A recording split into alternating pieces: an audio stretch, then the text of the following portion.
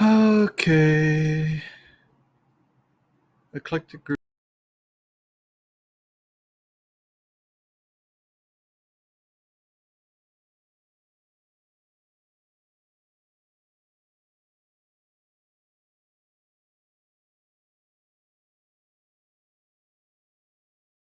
Been there. Been live for 46 seconds. That was strange. All right, so here we are once again on HAPS. So welcome everyone. We're going to see just what happens here today. I don't know what will happen here today, but we'll find out, won't we? Let's see. While we're waiting for people to show up, philosophical quotes. Okay, words to ponder. The unexamined life is not worth living. This is so famous, and people that like to think deeply kind of relate to this. But this is, I think, I mean, as far as being a universal truth, it absolutely is not. There are individuals who feel strongly this way, and I'm kind of one of them. For my life, that's how I feel. Without examining my life, my own motivations, the way things work, the way people work together, the way I fit into the whole scheme of things. I don't think there's any plan, but just how I fit in with things. My part, my tiny little microscopic cog in the huge machine is interesting and vital to me. But that doesn't mean that people that don't examine their lives are not worth living. That doesn't, I mean, so taking the opposite of this, I really, kind of down on Socrates for saying that. Yeah, the unexamined life is not worth living. That's not true. You don't have to examine it. It's every life is definitely worth living. If you think your life is worth living, then it is, regardless of whether you've examined your life and you're philosophically and so on.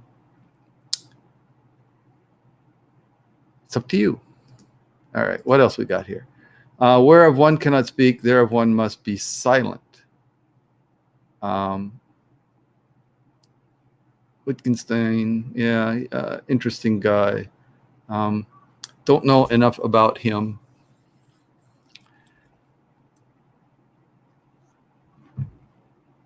Whereof one cannot speak, therefore one must be silent. Well, I mean, that's kind of a truism. I mean, if you can't speak, then you're gonna be silent. But I mean, I think it argues for don't just be talking to hear the sound of your own voice. If you don't have something valuable to contribute, maybe it's better. So maybe I should shut up, right? Yeah, okay, let's go on. Entities should not be multiplied unnecessarily, right? Occam, that's the Occam's razor idea there. Entities should not be multiplied unnecessarily, which is again true, but at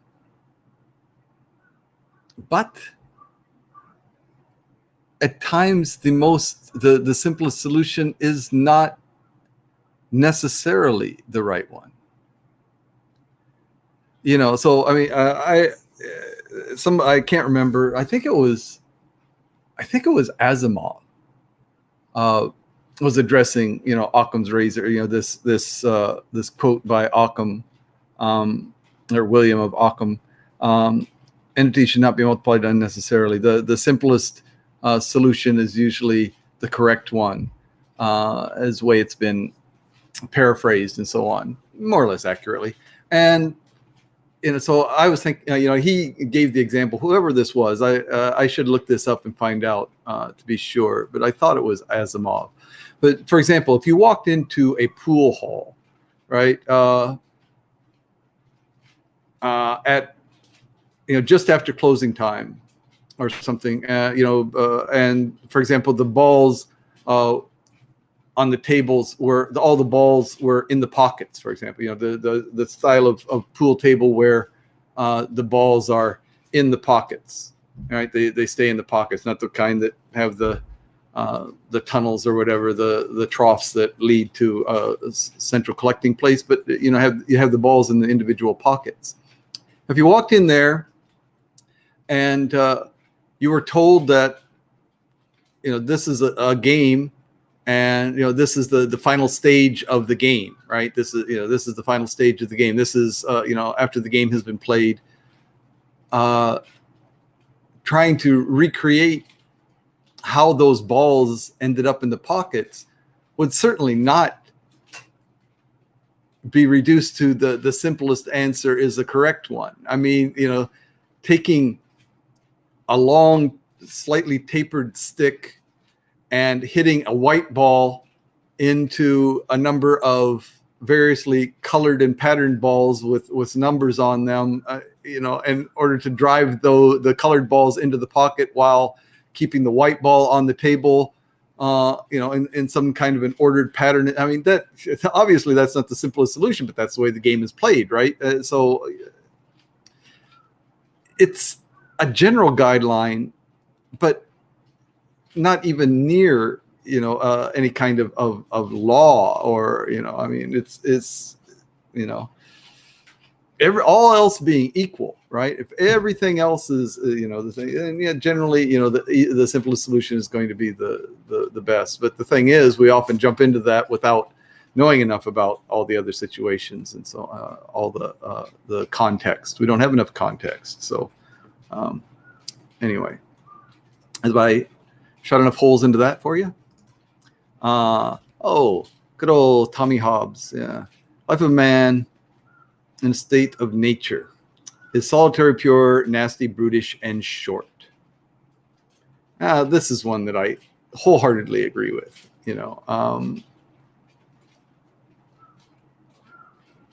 Solitary. I mean, we have connections, we have emotional connections, but we're the only ones in our thoughts, right? I mean, if you do not accept mind reading, ESP type things, and so I mean, if you don't accept those, then we are the only ones within our thoughts. So in the purest sense, I think we're absolutely solitary. We're absolutely alone. Poor, nasty. I mean, yeah, there's a lot of nasty stuff out there. I mean, that's kind of a. I mean, solitary, I think, is a factual statement. Nasty is kind of clearly a value judgment, which maybe is difficult to make. Nasty, brutish. Short is relative, but I mean, if you look at the history of the universe as we believe it to be now, then a single human life is extremely short. Yeah. So I mean, this is one that I absolutely agree with. But that doesn't depress me.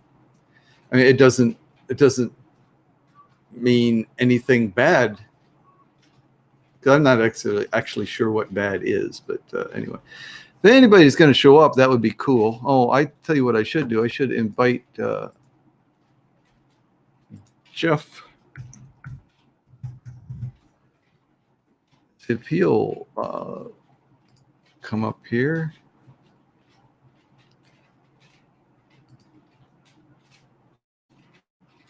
Okay. Yeah. So if he shows up, maybe we'll do some talking. But yeah, simply, no collection. Who was it that said that? Was it Hobbes or Hume? no collection of, or the is-ought gap, no collection of facts, can determine a value judgment, right? So I mean, even all these things are true.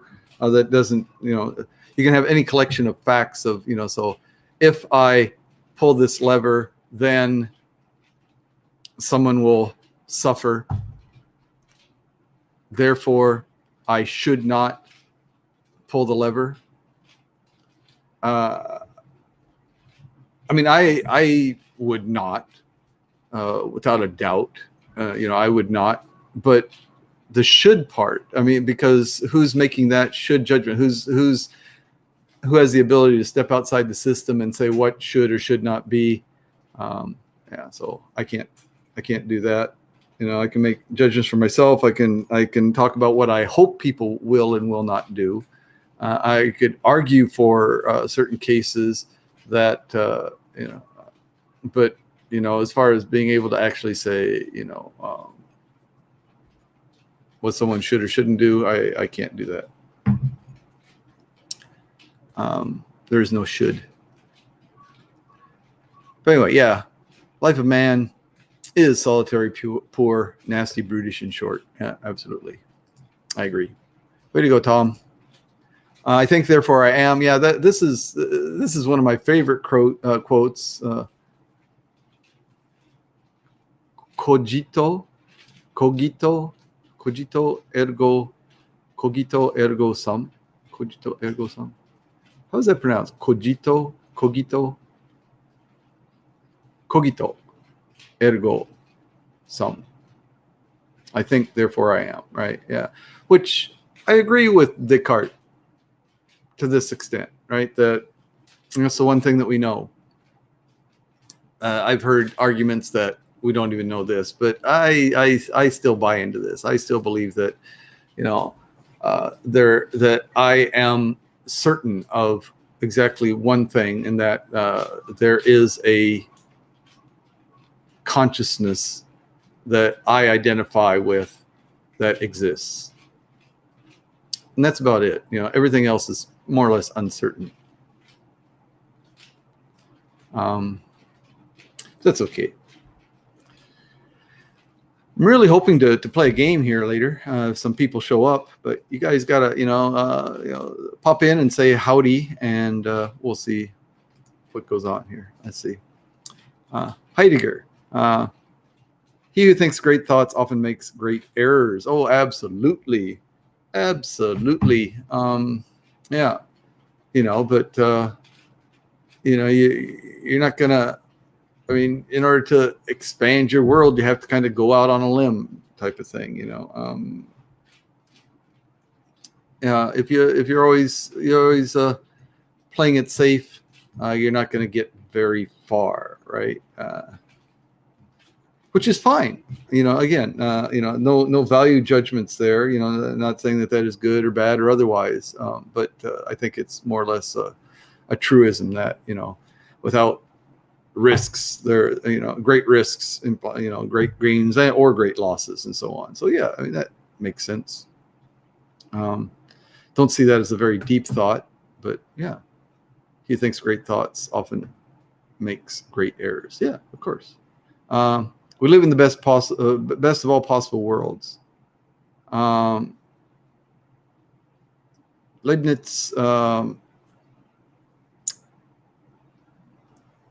I just cannot get my head around. I can't get my head around that one.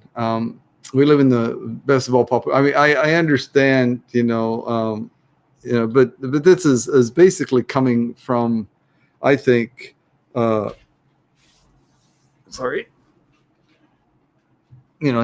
his religious prejudices is coming in here. I mean, with the idea that there is a omniscient, omnipotent, creator of the universe, and therefore, but we live in the best of all possible worlds. I mean, that's a possibility, but I certainly wouldn't go out on a limb and make that claim. It's possible. It's possible that we live in the best of all possible worlds. It's possible that we don't. Yeah. Anyway, what is rational is actual, and what is actual is rational.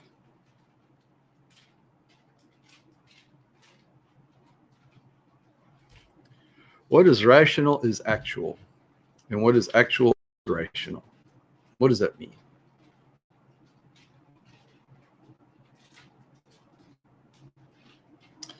So any act that actually occurs is a rational act. What is rational is actual, and what is actual is rational. So people that behave irrationally, I mean, there's no such thing, I guess, is what Hegel's saying. Because if they act that way, there was some rationale driving that action. We may not agree with the rationale, we may not understand the rationale, but we are not the actor. We are not the person that that carried out that behavior. But for the person who did carry out the behavior, there was rationality behind that. I don't know. I don't have a good feeling for this one. Yeah. God is dead, he remains dead, and we have killed him. Yeah, such a famous quote.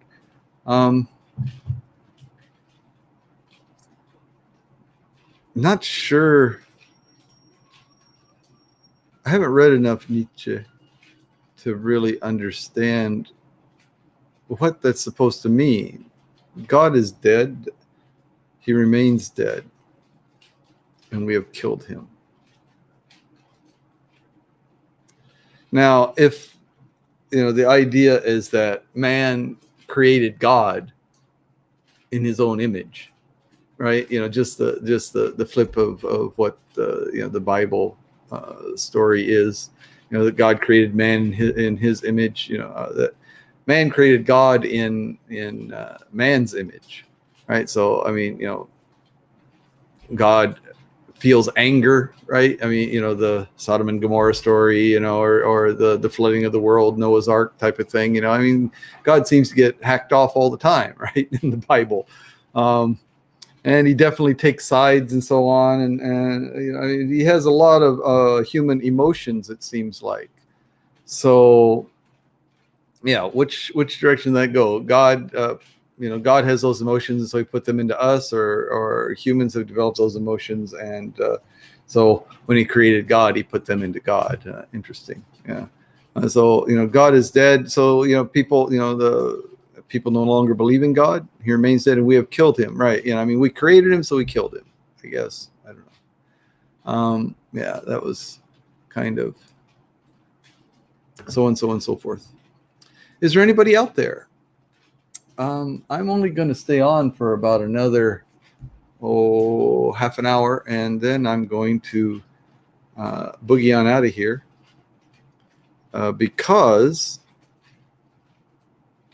if you're not interested, then there's not much point.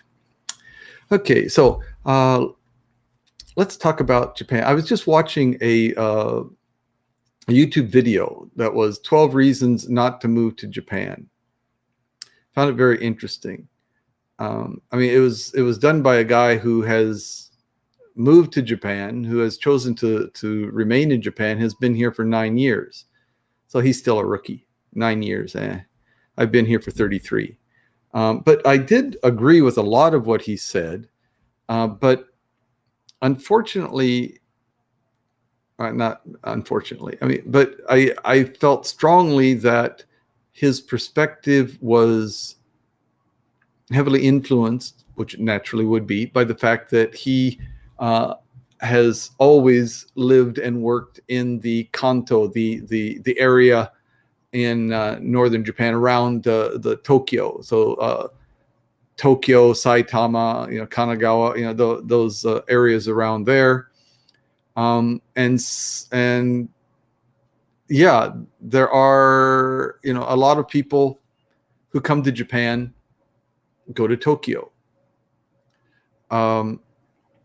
It's in the same way that a lot of people who visit America go to New York or Los Angeles. I mean, those are the really the two biggest draws, wouldn't you say? I mean, New York, if you're going to go to one city in America, go to New York. I mean, it's the most famous city. It's a short trip to Washington, D.C., so if you're in that area, you got the opportunity to do that also. Boston's not too far away.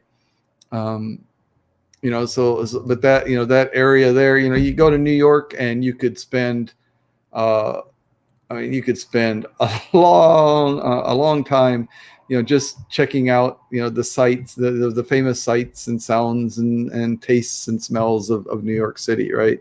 The famous restaurants, the famous museums, the famous landmarks and so on, and just, experiencing, that type of big city multicultural life. But have they been to America? I mean, technically they have. They've been in New York, but New York is not representative of the life that I lived in America. I mean, people that, in fact, I grew up in Iowa, and I met university students from New York City that for some reason came to small town Iowa to do their to do their college degree. And their life experience in New York did not really prepare them for what they were going to find in Iowa. And I've been to New York City, and my life in Iowa did not prepare me for what I was going to find in New York. It's not representative of the lifestyle, of the thinking, to a basic level of how to go about things, how to interact with people, and so on. So I think that this guy, what's the name of his YouTube account? I think it's Abroad in Japan or something like that. And so he's a well-spoken guy. He's a Brit, and he makes a lot of good points. But like I said, not all of it rings completely true for me, simply because of my different experience, never having lived in any of the large metropolitan area, never having lived in Tokyo, Kanagawa, Saitama, that area, never having lived in Osaka, Kyoto, so that's like the New York, Los Angeles of Japan, right? The New York, Tokyo, Los Angeles, Osaka, maybe. So although it is kind of similar, because there's a certain kind of rivalry. The East Coast West Coast mentality is different. Let it be. Hello. Yeah, just talking about Japan things here. So this YouTube broadcast that I saw talking about 12 reasons not to move to Japan by a guy who has spent 9 years living in or around Tokyo. Just it was interesting, and a lot of the points were spot on, but some of the points were just a little bit off, and I don't want to spend my time critiquing or reviewing someone's YouTube video and so on. But I think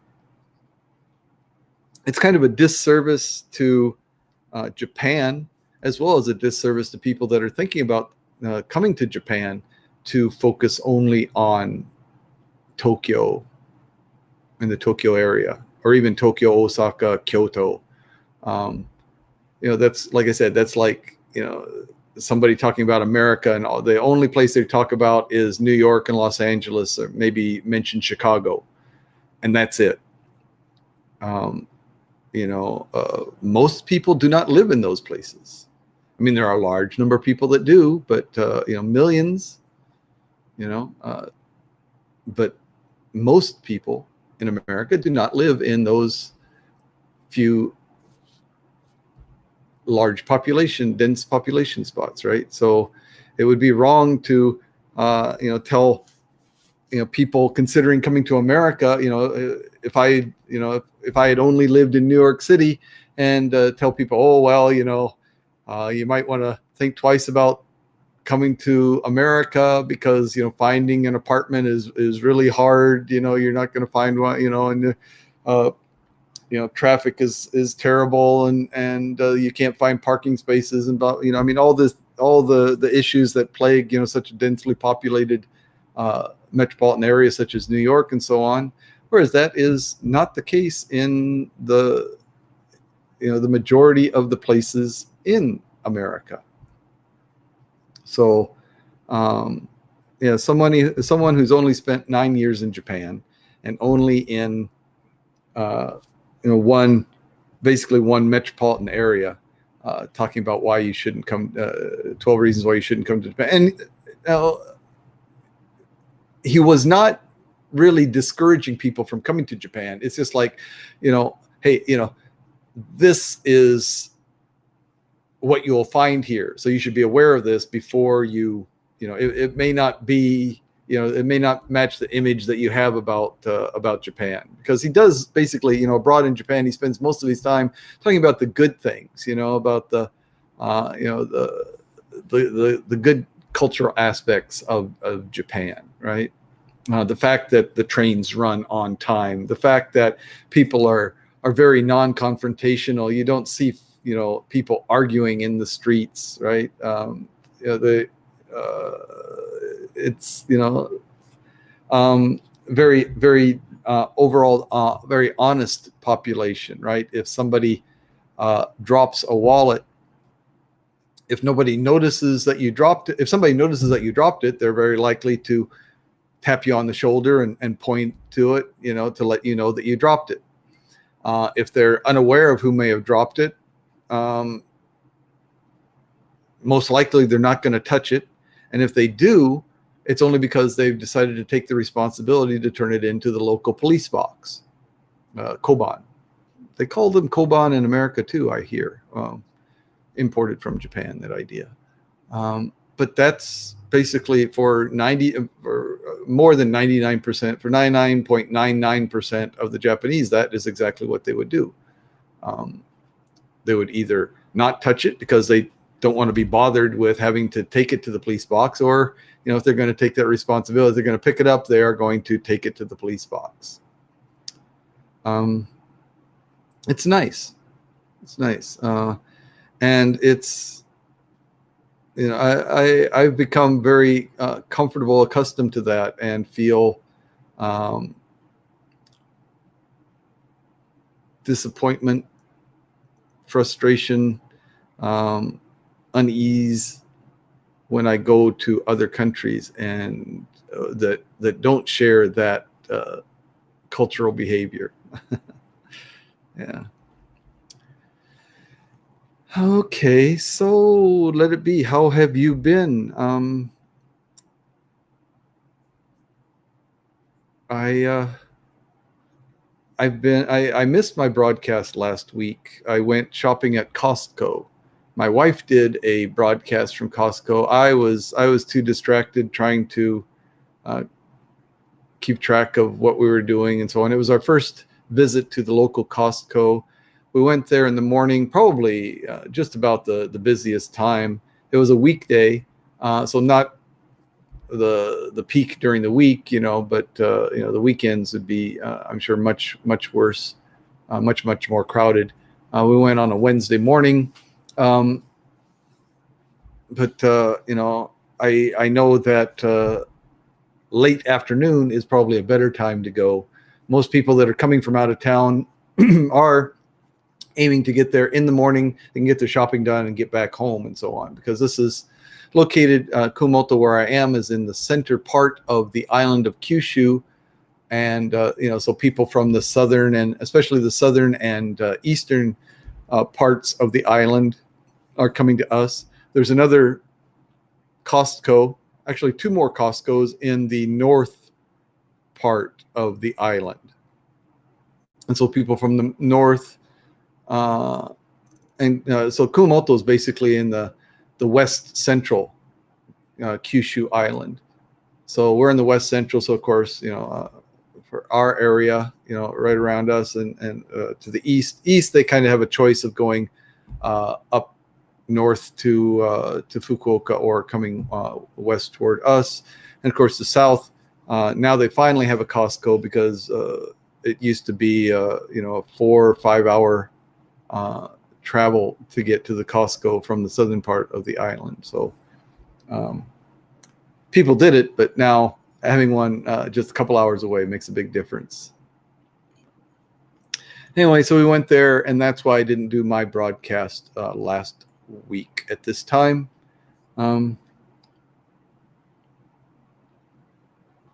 Things in Japan here are not getting back to normal, really. I mean, we're trying to, but I think I've talked before about the fact that the vaccinations are lagging behind. I mean, the good examples are America and the UK, who are doing splendidly with their vaccination programs. Basically, America, I mean, almost anybody who wants to get the vaccine has gotten it, and now it's a matter of convincing the skeptics to go ahead and get vaccinated, which I think is kind of what they're seeing in the UK also. Japan has lagged behind, got about a 2-month late start because they insisted on doing their own testing of the vaccines. They weren't going to accept America's word for it that these vaccines were safe. They wanted to test them themselves. Took a couple of months to do that. And so we're lagging behind. What I don't understand is, why they didn't really prepare. It seems like they could have done 90% of the preparation for the rollout during that testing time. They could have taken that 2 months and really set things up, had everything, planned, and like as it got down to the wire there, actually have the vaccines ready to roll out. But it doesn't seem like they did that. It's like after it received approval, now it's like, okay, how are we going to go about getting the vaccines in these people's arms? Which, so like I said, it seems like they could have done a little better, more preparation, but such is life. I'm 61 and I haven't gotten my ticket yet. It's very spotty here. A lot of people my age have already gotten their tickets. Not a lot have gotten their vaccines yet. If they're not in healthcare or work in some, even as an office worker, whatever, in a hospital or care facility or something like that, or they're not over 65, then the people I know really have not gotten their vaccines yet. But a lot of them, even down to their late 40s, have already received the tickets and made their reservations to get their first vaccine. And you get the first one, you're automatically signed up for the second one 3 weeks later.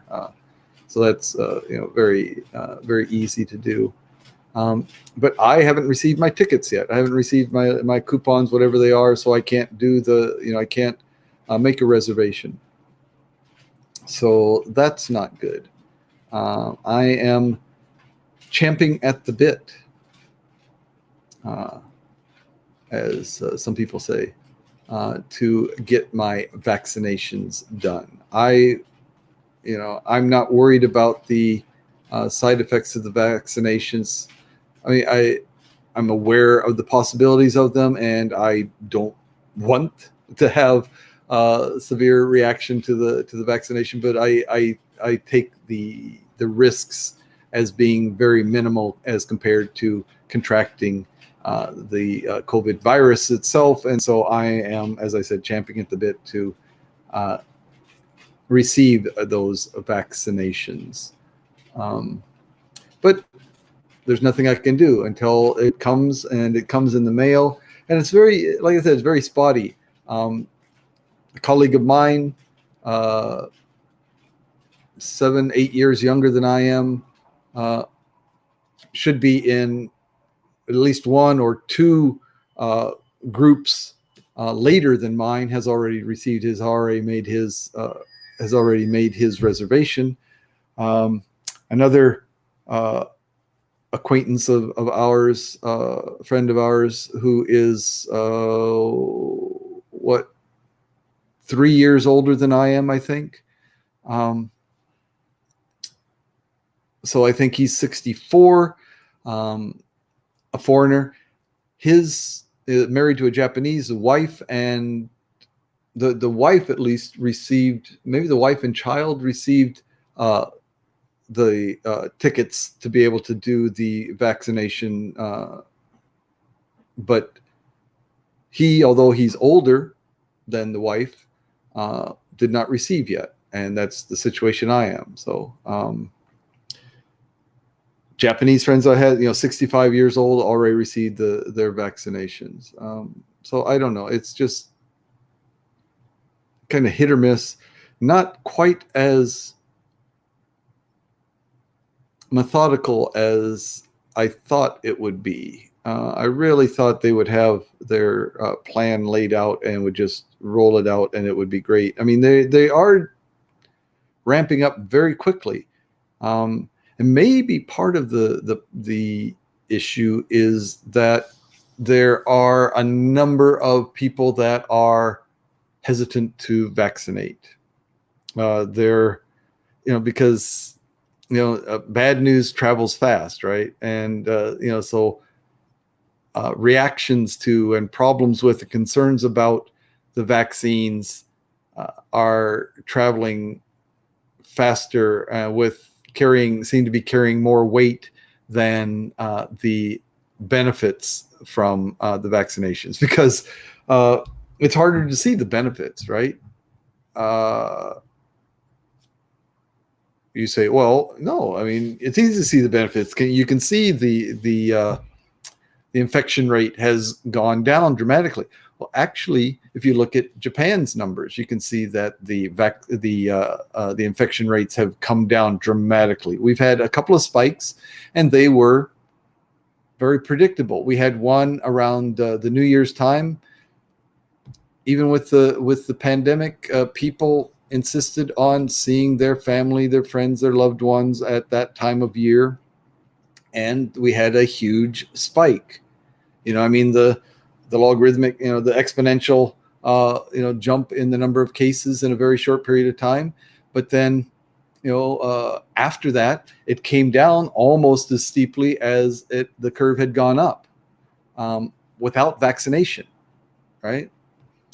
And then in May, the end of April, the beginning of May, was the same kind of thing, a very, very sharp jump in the number of cases because of a holiday where most people travel, to see their family, friends, and so on.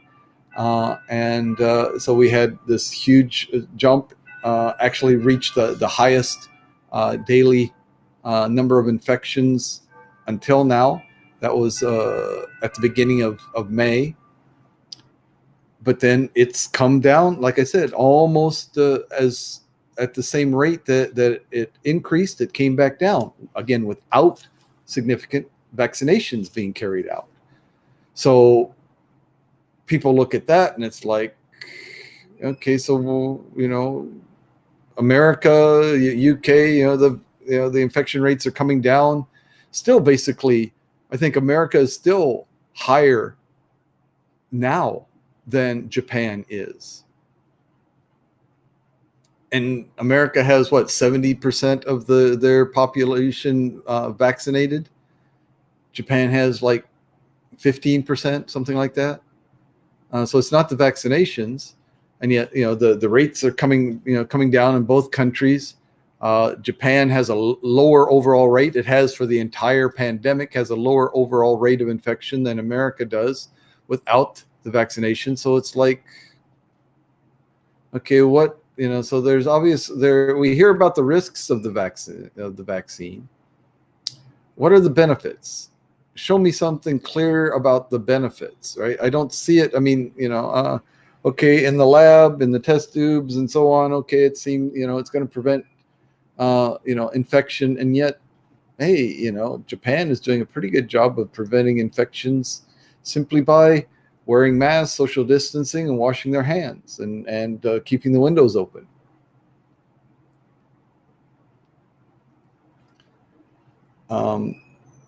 Plus, Japan doesn't have the aversion to wearing masks that Americans seem to have. I really am so confused by people's aversion to mask wearing.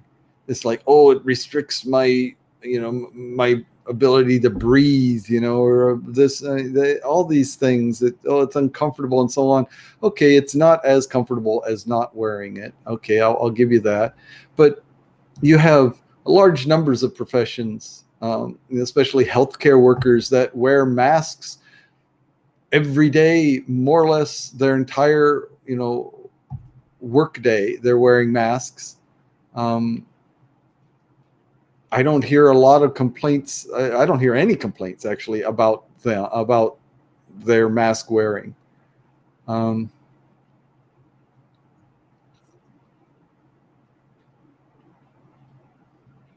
mean, people that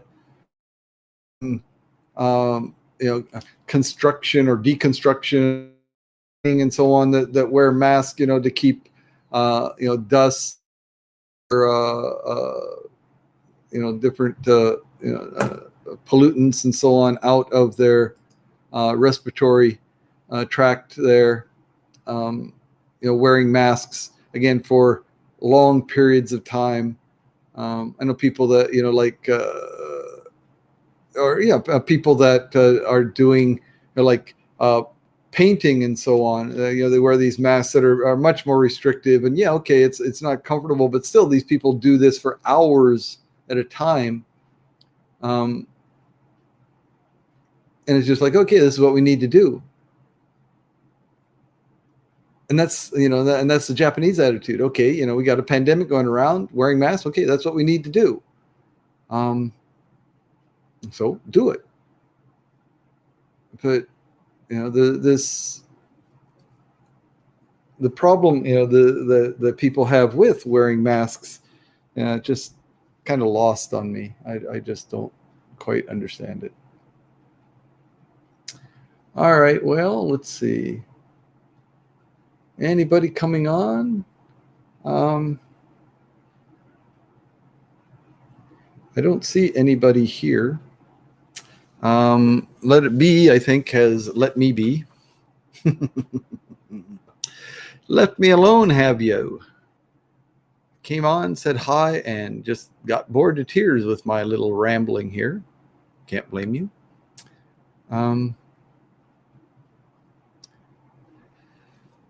Yeah, so let's see. What could I do? I could do this, that, or the other thing.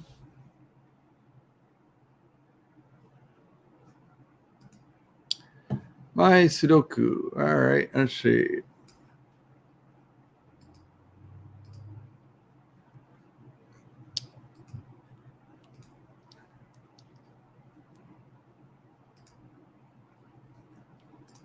Play this. All right, so here we go. This is my Sudoku game.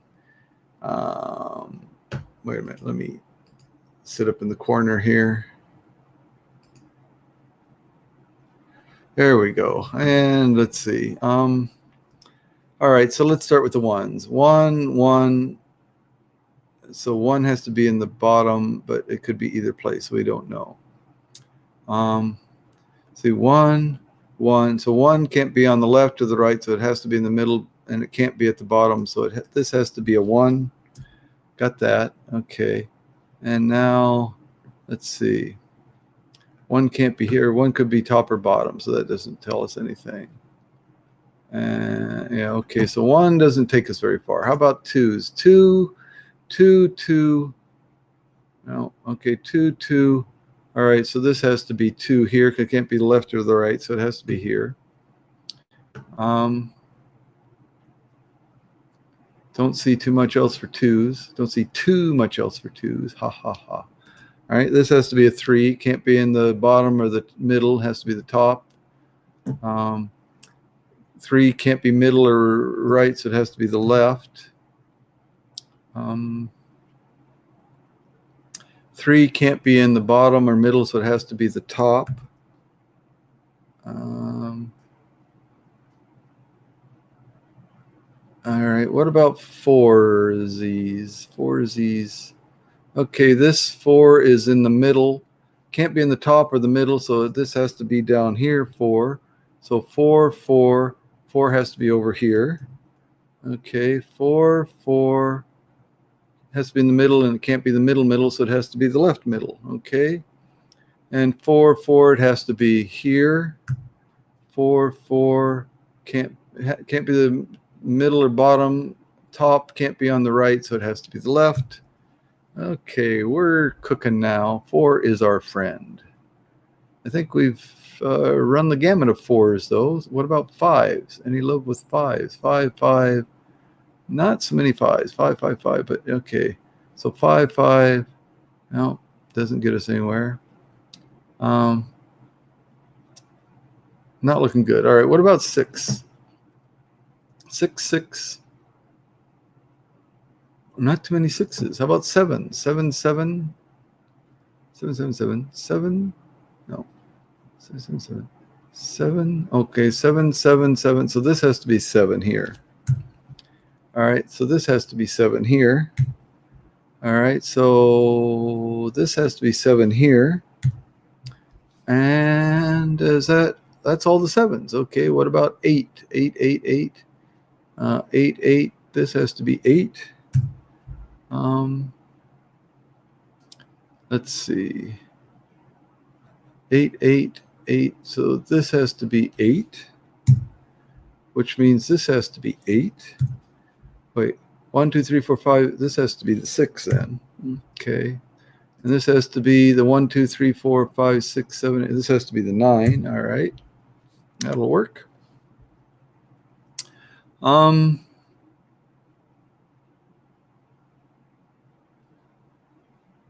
Okay, this can't be 6. We need a 6 here. That means this has to be 6, which means this has to be 1. Oh, we knew that it had to be 1 because okay. All right, now 6. Oh, there we go. 6, 6. So 6 is there. All right. So this has to be 2. So this has to be the 6. 6, 6. So that means this has to be 6. And that means this has to be 6. And that means that this has to be 6. Okay, and I think that's all the 6s. Close enough for government work. Anybody here? No? I mean, I'm just doing this to stay online, to let people know that I'm online. I'm not sure how many Hapsters are even available anymore. But anyway, I'll carry on here for a little bit more. Let's see. Oh, here's one. This has to be the 3, right? There's no 3 in that line. And this has to be the 1. So that means this has to be the 5. Is that right? So this has to be 1, 2, 3, 4, 5, 6, 7. This has to be the 9. This has to be 3. This has to be 5. This has to be, 2. This has to be 2. So means, let's see, this has to be 1. This has to be 9. All right. Here we go. This has to be 5. This has to be 2. And we got some here. Let's see. 1. 1 has to be here. 2 has to be here. 3, 4, 5, 6, 7, 8 has to be here. And that means this is 9. All right. Oh, sorry. And this is, let's see, 1, 2, 3, 4, 5, 5, 5, 5. There we go. Complete. I did it. I'm finished. I'm golden. Part-time.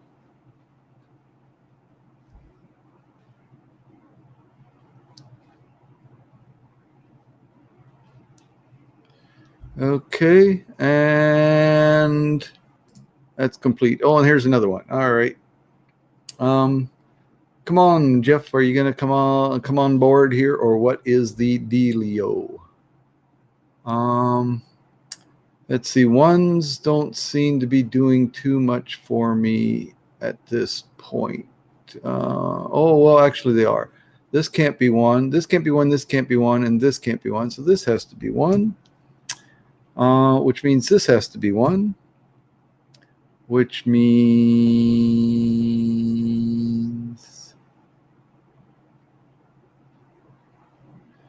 I don't know. Oh, wait.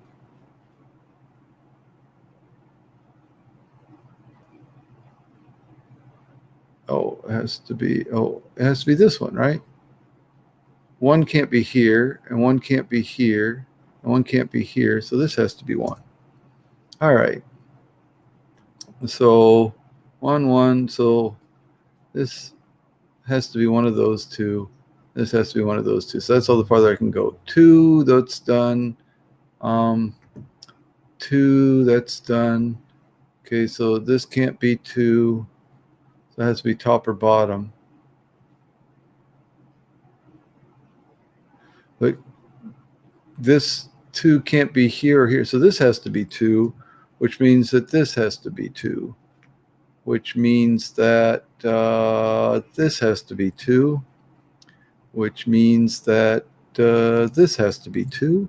And I think we are 2'd out. No, yeah, we are 2'd out. Okay, how about the 3s?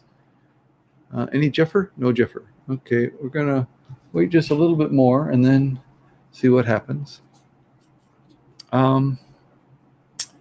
3, 3. Wait, this has to be 3 because there's no 3 in that line. Okay, so 3, 3, 3. Okay, 3, 3. There's a 3 there. So this has to be 3. This has to be what? That 7 it needs. Okay. So 3, 3. So this has to be the 3. And this has to be the 3. And this has to be the 3. I think we're out of 3s. How about 4s? 4, 4 has to be one of those two. No, 4, 4 has to be this one. 4, 4 could be anything. 4, 4, no, not going to work. Okay, well, let's try 5. 5, 5 has to be here. This has to be a 5. 5, 5, this has to be a 5. Well, we knew that. 5, 5, so this has to be the 5. 5, 5, so this has to be the 5. 5, 5, 5, 5, so this has to be the 5. And that's all our 5s. 5s are good. How about, well, this 1, 2, 3, 4, 5, 6. They need a 7 there. All right.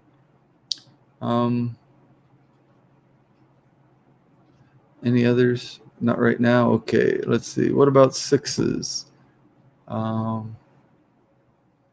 6, 6. Well, okay. No, this has to be the 7. All right. But there's a 6, 6, 6. So this has to be the 6 and 6, 6. Don't know. 6 can't be here. The 6 could be here or here. So I don't know yet.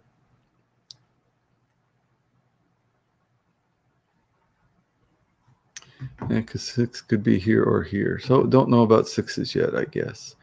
What about the 7s? We've gotten a couple of 7s. 7, 7, 7, 7. So this has to be 7, which means this has to be 6, which means this has to be, what is that? 4? So this has to be 6. All right, so that's about enough of that. I think we got our 6s going there. 7, 7. Let's see. So, well, this has to obviously be a 7, which means that this has to be the 7, and this has to be the 8.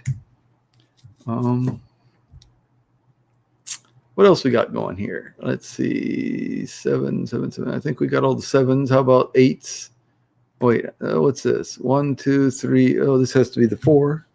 All right, we didn't go very far with the 4s. This has to. We need a 1 here. I didn't have the. Oh, that's right. 1s didn't do it for me this time. 1s.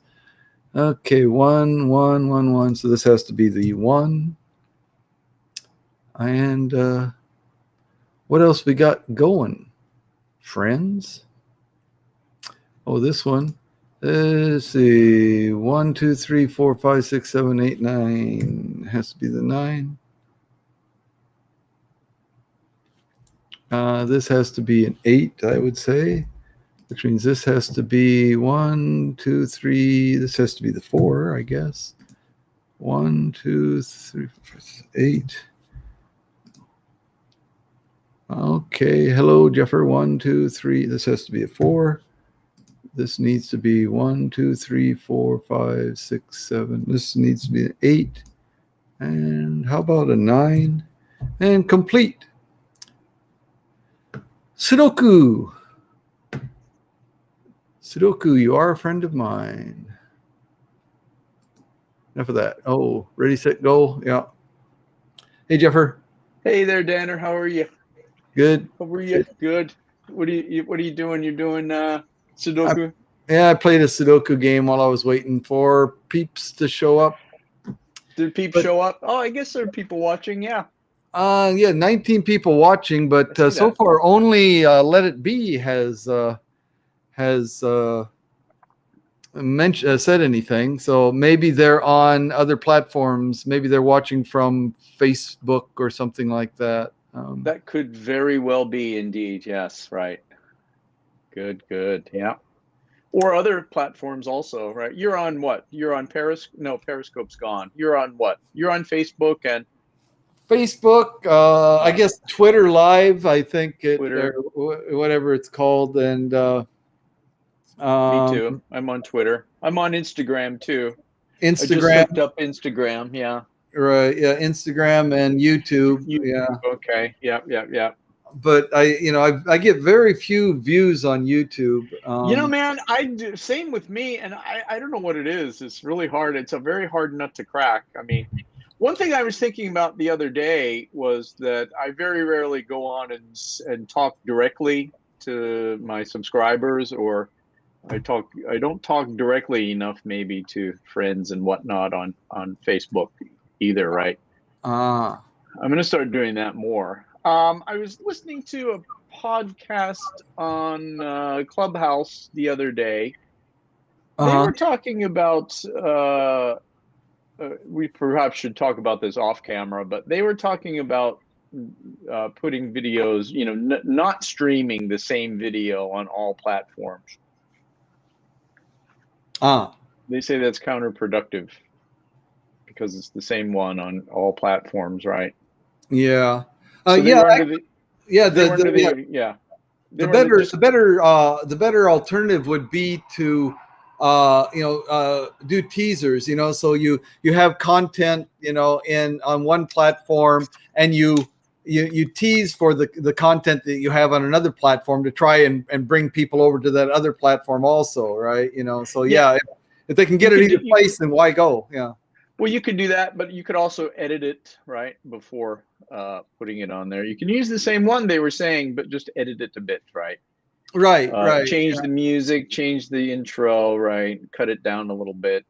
what have you, right? Yeah, polish it up is one thing, but also Polish it up. add some more like kind of premium, so to speak, premium content that you can only get if you go to, because if they've already seen the whole thing, then I mean it's gonna look nicer, but they're not gonna rewatch it.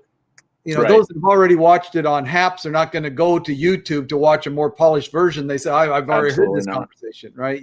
But if you, aside from polishing it up, but wait a minute add now. some more. Unless, right, they might, unless, I mean, if they know that version is like really polished and souped up, then they might do that. If you add a lot or add an interview or what have you, add some different things, maybe they might. Exactly. That's my point, is that you need to add something. If it's just a polished up version, if you're only editing out the rough parts and adding some background music or whatever, or adding some graphics or something, to polish it up and make it look nice, that is not going to get people, I think, to listen to the same conversation again. But if you've added more information there, you've added some slides, or you've brought in some other material or whatever you've done that that adds to it, then that's going to bring them over, I think. What it would do, the polished, even just a polished version, what it would do would be to reduce the number of replays in a platform like Haps, and increase the number of people that choose then YouTube to watch the replays. If they couldn't watch it live, then rather than watch the rough cut live on Haps, they would watch the polished version replay on YouTube. Yeah. On YouTube, yeah, indeed. That would be a good way too. Sure. Leher does that a lot. Yeah. Does what? A lot of replays. You can watch. Yeah. I mean, I'm not able to join any of their live things. Either the timing is bad, or sometimes the quality is very bad. I can't hear much going on. I've listened to a few, and I was actually invited to join in. There was a discussion about Japanese anime. You had a bunch of people. I mean, a lot of the listeners are from India. A lot of the broadcasters there are from India and other places, but they had people from several different places that were talking about Japanese anime. And I wrote in the comment, I'm from the home of anime. I live in Japan, right? And they're like, oh, come on up and talk to us. And I said, no, I'm just listening, because it was like the first time I'd been on Leher, and plus I'm not a real big anime fan. I mean, I was going to say, you have to be kind of an anime fan to be able to talk about it a lot, right? Right. Yeah. I'm not either, really. Have you watched? Have you seen Ghost in the Shell? No, I haven't. No. Okay, yeah, that's one that I've watched a few episodes of. That's kind of interesting. There's a Ghost in the Shell. There's the anime movie Ghost in the Shell,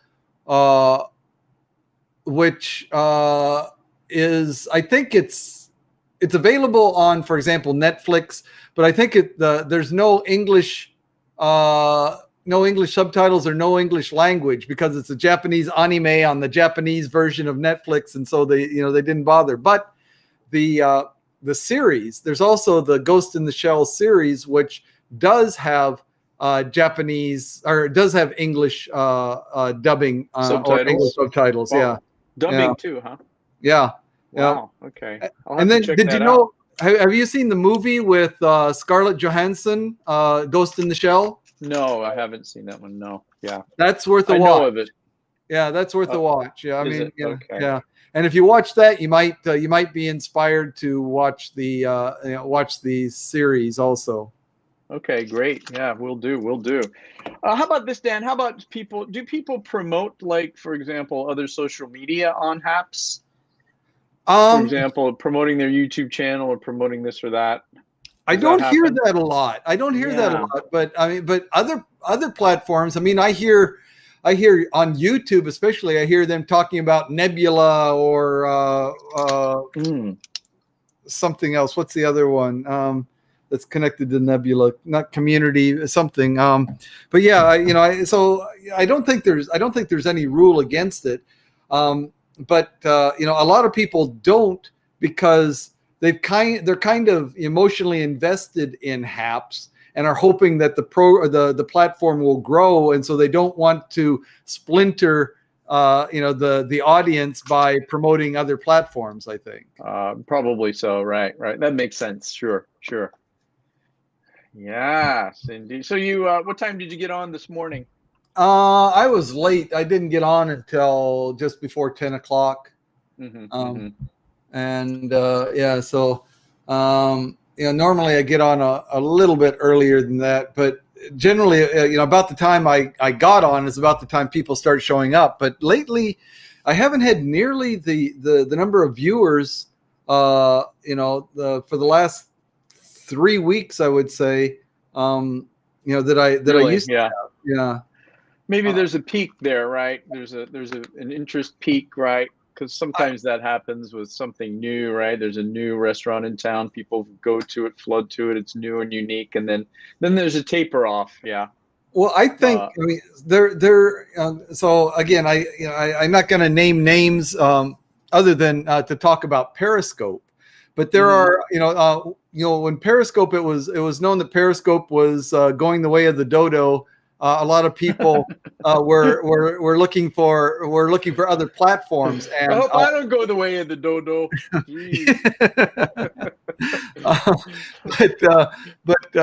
So a lot of people were looking for other platforms, and it just so happens that HAPS was kind of coming, or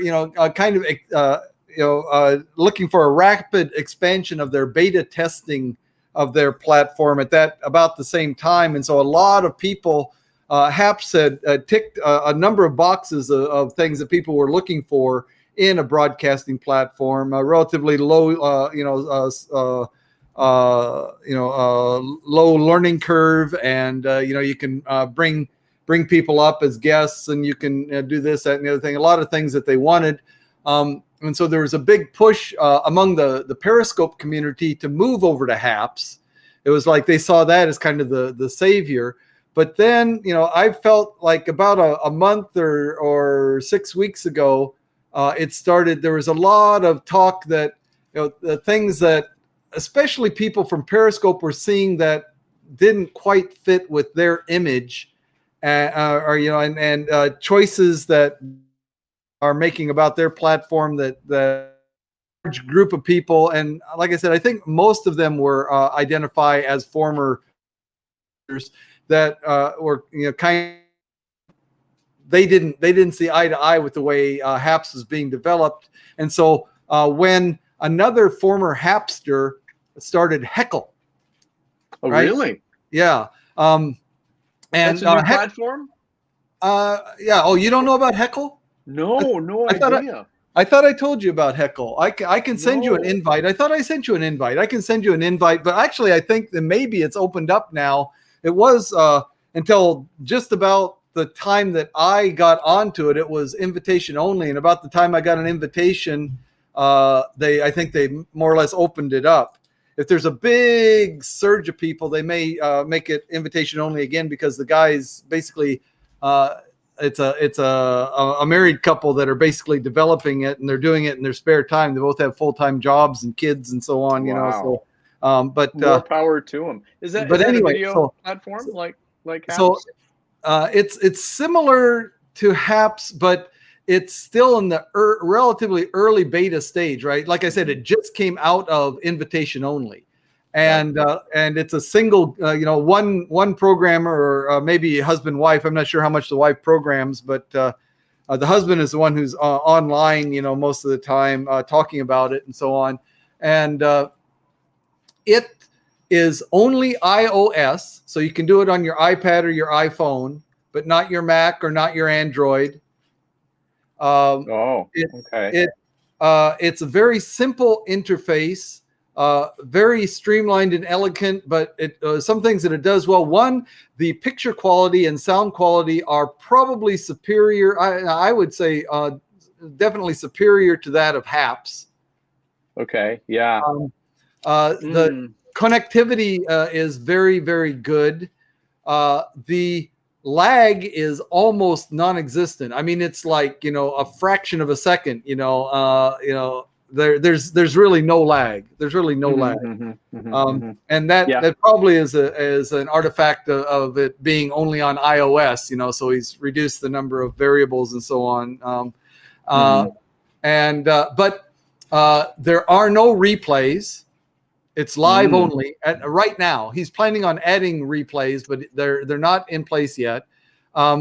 There's no on-camera guests. It's all one person doing a solo thing on camera, and people can type in their comments. That might be. Oh, really? Okay, that might be good for like having a walk, taking a walk around. Yeah. And maybe showing somebody a tourist area, which I love to do, but you know, sometimes the quality is really bad on that.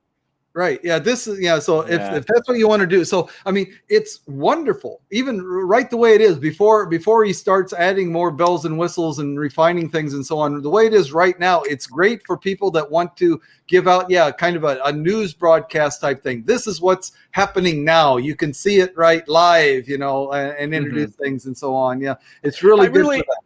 Yeah, I really love HAP's the platform window. You know, you can move things around. You know, you can share screens and whatnot. You can share another person. I do like that aspect a lot. Yeah.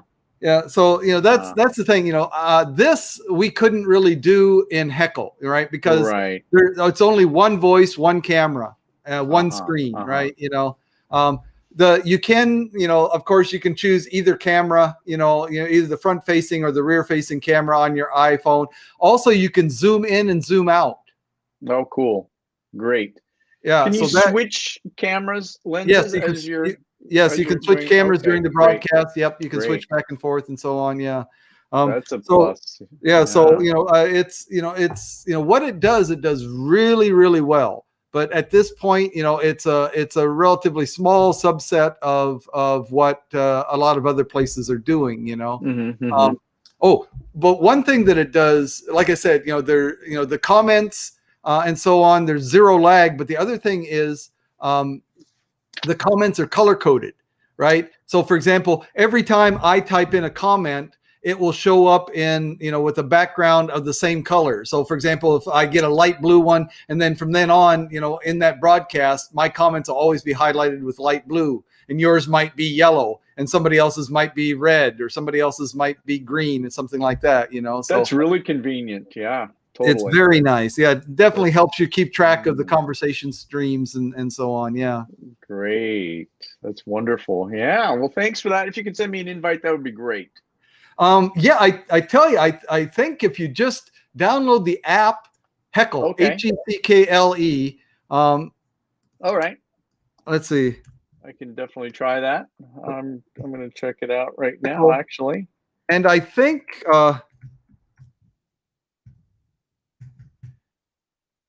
Heckle Party, I think, is the Heckle live streaming I have on the App Store. Okay, that sounds good.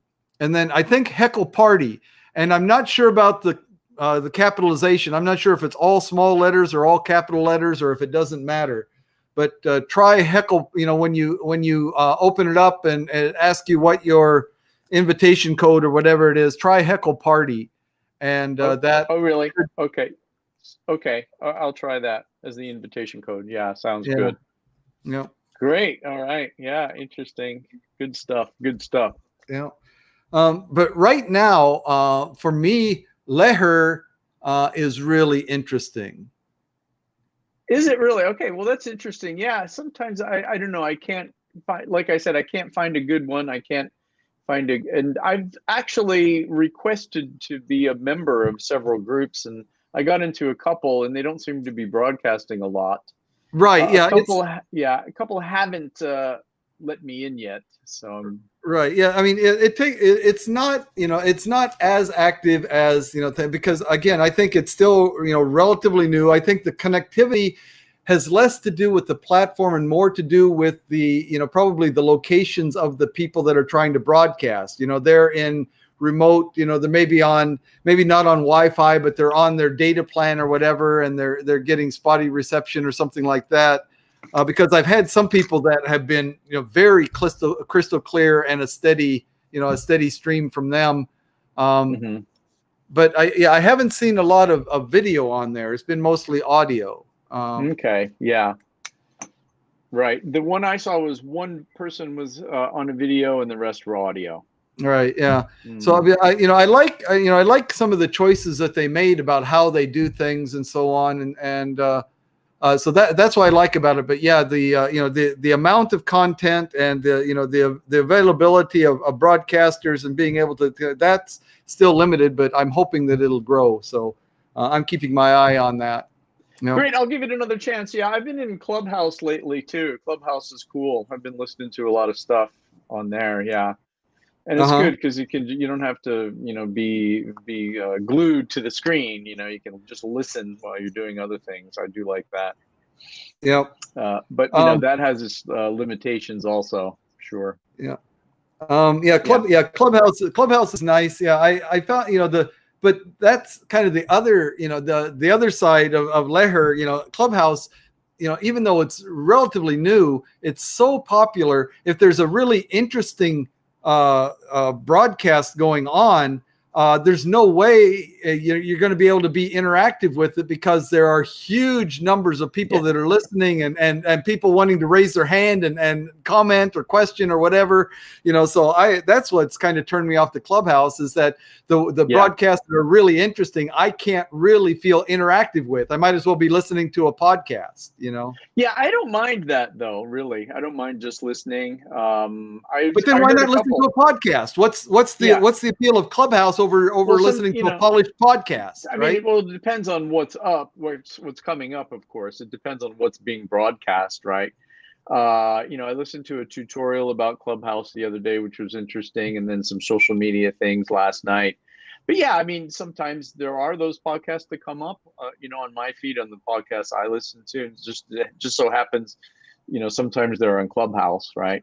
But yeah, the one I was in last night, there were 457 people, Right. right, just in the audience, right? And that's not a big one. I've seen Mhm. with 1.2K or something like that. I mean, just all kinds of people in there. And so it's like I said, I might But as yeah, well be the content on the one I was listening to was interesting, so I kept listening and I didn't mind.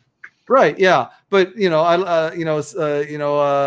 a careful search of podcasts will probably be able to get you a lot of the same information. I mean, I Sure. guess the best point about the Clubhouse is the fact that it's so timely. I mean, something that happens, people can be talking about it right away, so you can get somebody's viewpoint on something that occurred, just like right then, and you can get on there and listen to people talk about it, get the reactions to it, get informed people's reaction to it right away. So that is nice, more than a podcast, again, like YouTube videos that are polished, take time to be produced and put up there and so on. So but that's such a niche appeal that it just Clubhouse, I mean, it's interesting, but it just hasn't really turned my head yet. Yeah, I guess people are interested in different things. People, want those different kinds of attributes, right? That each has, yeah. Like for me, also, I love, just quickly before we go on to the questions, I love, like meditation music and whatnot, and some ambient music. I can do that, listen to that while I'm doing other things also, right? Including writing. And that comes up there. I'm in a couple of clubs on Clubhouse, and those come up quite often, right? And they're really good. But you can also listen to that on YouTube, right? These kinds of things. You can listen to that on YouTube. You can do that with iTunes. I mean, with the music app on your iPhone, right? You can get, you can choose to do a search for ambient, and put up a not playlist. That I want to pay for anything necessarily. So for me, free is good.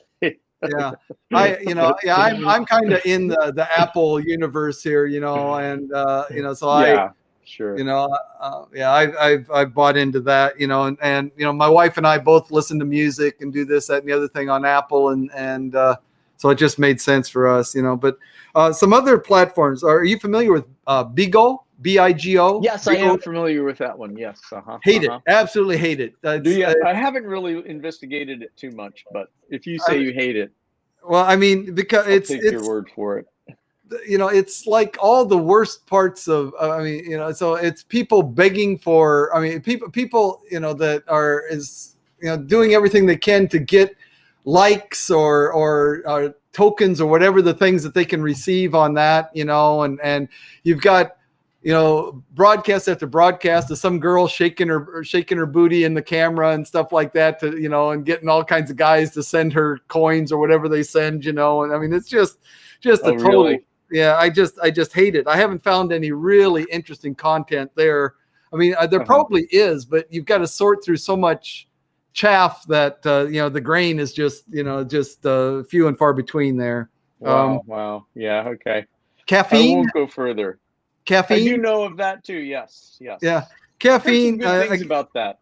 Yeah, it's interesting. A lot of content put up by people of color. I don't know if that's a focus or whatever, but yeah, I find a lot of that. So it seems to be centered on European American culture, not so much Asia. And yeah, I don't know. I haven't found a lot of channels or broadcasts that really did it for me. Okay. And then Kumu. Have you heard of Kumu? Kumu, no, I haven't. Kumu, K-U-M-U? K-U-M-U, yeah. Right. Kumu is geared toward Filipinos, which is why I got into it. But it's kind of a Filipino style Bigo kind of thing. Okay. And so again, but there's a lot, since it's geared toward Filipinos, there's a lot more Filipino oriented content, and not there's not so much of the girls shaking their bodies in the thing there, but there's a lot of Filipino Tagalog language content there and so on, but there's a lot of English content too, so that's kind of interesting. And then YouNow, that one, YouNow? I have heard of YouNow, yes. Yeah. That one I haven't tried it. Yeah, that one I haven't spent too long on. It's kind of similar to Haps, I think, in some ways. It seems to have a broader user base right now than Haps does, but I see a lot of similarities. I haven't really gotten into it too much. Do they have a nice broadcast platform? Yeah. When you go live, you can. I think you can bring people up and so on. So, like I said, there's a lot of parallels to Haps. I think it's kind of interesting. That might be one worth checking out for sure. Yes. One I thought that you would like is Picarto TV.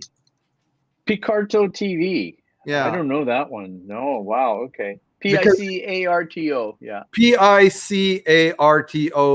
TV. Yeah. Okay. Yeah. Is that like music or? I'm an artist, so any kind of art. Right. I mean, you get a lot of computer graphics artists, a lot of people that are drawing, pencil, pen and paper, pencil and paper, or watercolors or whatever. But you also have musicians on there too. So any type of artistic endeavor, those seem to be what they're focusing on. So I'm not very artistic, so I enjoy watching it, but I haven't tried to broadcast there at all. Cool. Okay. Yeah, I'll give that one a shot too. And then there's Leher. We talked about Fireside. Are you familiar with Fireside? Fireside, I do know of. I was gonna check it out and haven't had a chance. Yeah. How about that? Fireside. Yeah, I've signed up. I've checked it out, and it's. I think it's all audio. That's what I thought too. From what I think it's to me it's probably what the beginnings of Clubhouse was like.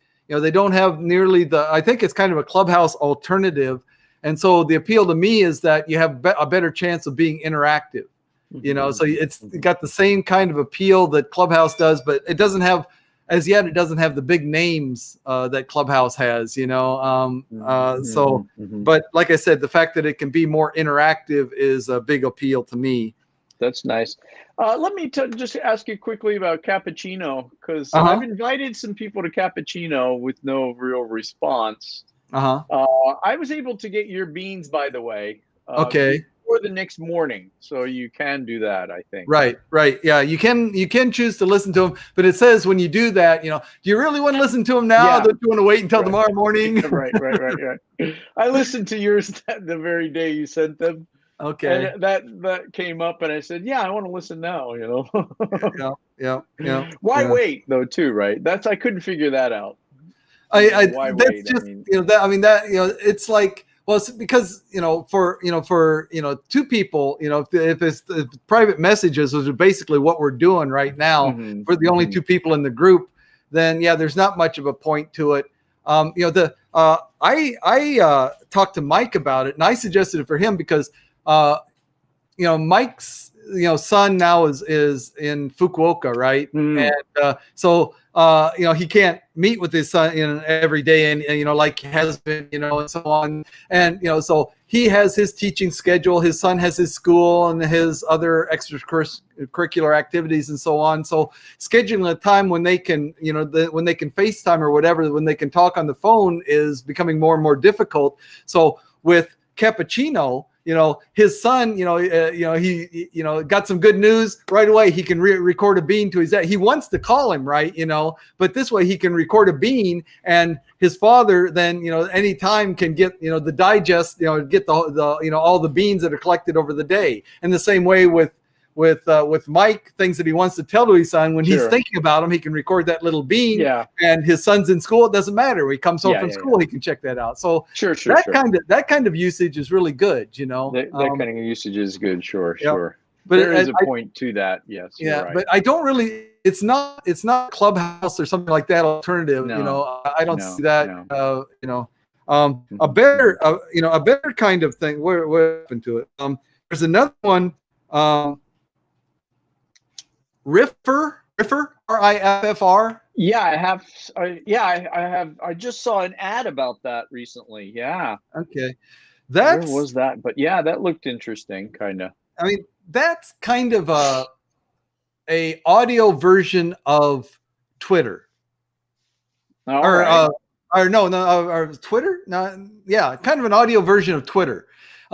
It's like people put up these short audio things, and you can put hashtags on them and so on. And hashtags can trend, and you can search for hashtags and so on. So here are these short audio clips about a certain topic or whatever, right? But it's but it's kind of this cloud of things that are that you search through it through these hashtag type of things in the way that you search through Twitter tweets about some trending topic and so on, right? So it's kind of funky. That's pretty cool. Okay, wow, you know so many. I'm telling you. And then there's another one, Hakuna. No, don't know that one. Hakuna. It looks like it's geared toward young people, and I think mostly Japanese or at least mostly Asian. I think Hakuna. Yeah, sounds Asian or Hawaiian or Yeah, and so that's Japanese. It's more like the Bigo or Kumu type thing. But yeah, it's it might have some interest for some people. And then what else? There's I mean, I know a bunch of them. There's Green Room. Green Room. Green Room. I've heard of it. Yeah, I haven't really done much with Green Room yet. Africa TV is kind of it's kind of an alternative to YouTube type of thing, Africa TV. Okay. And then Uplive is another one that's kind of similar to Bigo or that type of thing. Okay. Yeah. And then Well, Stereo. No. What's that like? Stereo. That's another kind of Clubhouse alternative that doesn't have have the members that Clubhouse does. So again, so Stereo and Fire. What was that one? Fireside, yeah. Those, like I said, they're both similar to Clubhouse, but don't have the membership yet, and so it's a lot easier to become interactive with them. So it depends on what you're looking for. Yep, really does. Yeah, and then there, yeah. Anyway, I think that's enough of that. Cool. Yeah. Sounds good. I'll have a look at some of those. YouNow and Picarto TV. I might delve into more stereo too. Sure, sure. Sounds great. Heckle too. Yeah. Yeah, Mm. Heckle is interesting. The program, the developer, he's online usually once or twice a day just to say hi and kind of test things out and so on. And he, you know, he's just a real laid back guy. Real nice. He seems to be a real nice guy. Simon is his name. And he's an Aussie that has chosen to live in the UK now. So Oh, really? Okay. yeah, There you yeah, go. That happens. Sure, sure, sure. yeah. Yeah. Okay. Well, great. All Thank right. you. Thank you for those. How about some questions, shall we? We don't have much audience. Maybe Yeah, Abyss will join us here in a bit. yeah. But Maybe somebody will be here. All right. Well, yeah, we and can take a look. I just had about 5 minutes to glance at these questions, so Okay. All so right. I might not be that well versed, but yeah.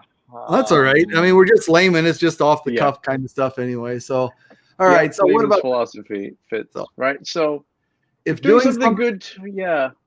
Dozo, you can if read, doing Dan. something good for others makes us feel good, can there ever be such a thing as pure altruism? Oh, right. Yeah. Pure altruism. Yeah. I don't think there's any true altruism actually in humans, right? Right? Yep. Because one motivation is for humans to, is to gain things for their own good, right? Basically, Mhm. I think, right? Of course, it depends on how self-interested you are, or how interested you are in, self-motivation, or right, or ego-driven things. But I think most people are actually. I mean, my personal belief is that uh, all humans are 100% driven by their self, the self-serving motivations. I mean, even the Mother Teresa's of the world, they're, the choice to not go and help people was more off-putting, was worse than making the choice to go and help people. I mean, it's like they couldn't live with themselves if they made the choice not to do that, right? So I Mm-hmm. mean, it's the kind of the I describe it as the path of least resistance, and I don't mean simply by the external influences, but our internal motivations. Mm-hmm, mm-hmm. Sure, sure. I'm Yeah. here in Japan because I followed the path of least resistance. In other words, I mean, yeah, there was good work here and this and that and the other thing, but also, my internal motivation for, what I was looking for in life at the time and so on and so on and so forth. So it was the easiest thing for me to do and that's how I ended up here. But that was also kind of almost right in your fate, almost, as it were, right? Right. I Yeah. mean, Yeah, so exactly. things, right? So yeah, I think people go to that extent also, and we wind up in the same place anyway, right? Yep. Whether Yep. we don't think we will or not, I think we do. Yep. Exactly. Yeah, and I'm kind of the same way, right? Yep. I chose the path of least resistance, but also it was decisions I made along the way that brought me here. Yep. I Yeah. think So, someone interested in the ego, right? Or I'm sorry, someone interested in non-ego things, which I think is hard to do, right? Would say that yeah, altruism exists, but again, I think everyone has that touch of ego, right? I think it's impossible to squelch, right? Completely. So yeah, I mean, even those people that are choosing to do something and they deliberately hide their actions from the public. They do things anonymously. They do things, and without seeking recognition. mhm, Seeking mhm. recognition. I mean, that's only one selfish motivation. I mean, like I said, the selfish motivation of quelling this this uneasiness within me, if I don't do that, right? I mean, Yeah. it's so uh yeah, But and as you just said, that is actually self-motivation, isn't it? Right? exactly. Exactly. So Yep. So there you that's go. why to Right. me it's 100%, Yeah. 100%. It's all self-serving, you know. Yeah, it's Oh, all self-serving. yep, Yeah. That's interesting, right? yeah. Yeah, yeah, sure, right. And Okay. there are that, but What yeah, about this one? okay, good. All right, What's your yeah, definition, Lee? I think, yeah, gosh, definition of evil, yeah. Well, if you wanted just a straight definition, yeah, unbelievable and abhorrent, right, causing misery and right, in others, right, or abhorrent hatred towards others causing misery, right. I guess some people would say there is no evil, or That's me. That's me. I there is okay, no evil. right, right. There's no evil, right? Okay, yeah. Yeah, That went through my mind too. What is evil? Is there really evil? Yeah. yeah, yeah. I don't Hmm. believe in good or evil. There, I don't accept those Hmm. concepts Can you expand on that, Dan? That's well, interesting. I mean, because everything is relativistic, right? So the for example, the person that a person that chooses to exert pain and torture or whatever on another person, they do it for their own pleasure, right? And so uh, it's a value judgment as to whether my own feelings are more important than someone else's, right? And so Hmm. that person has done that. And who am I to say that they are right? Yeah, again, there is no right or wrong in an absolute sense. I mean, I would disagree with them.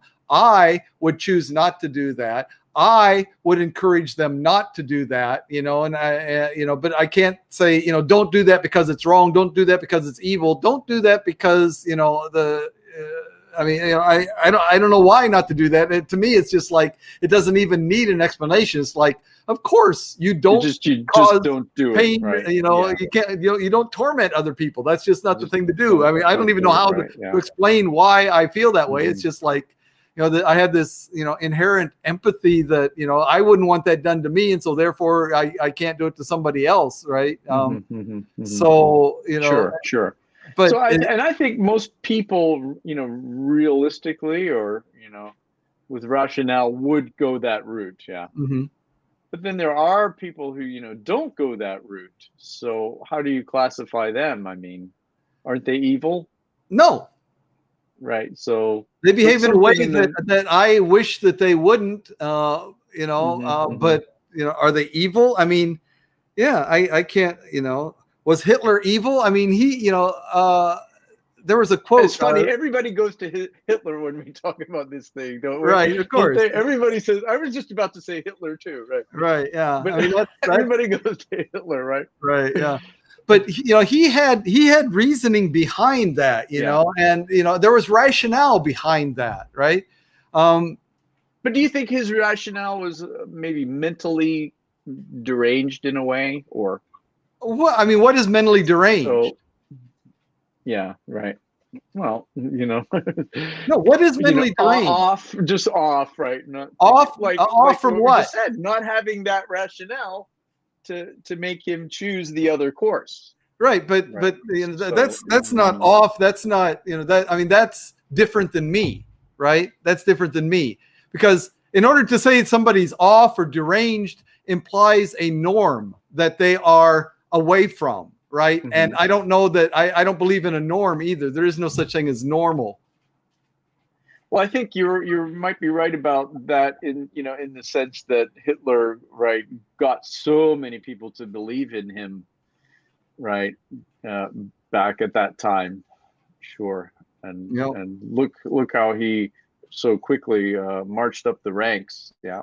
yeah, yeah, yeah. I mean, he offered them a solution. I mean, it was an unrealistic. It was basically a lie. Okay, we've got problems here. We can solve the problems by carrying out this, genocide, right? And he got people to buy into that. I mean, because people were,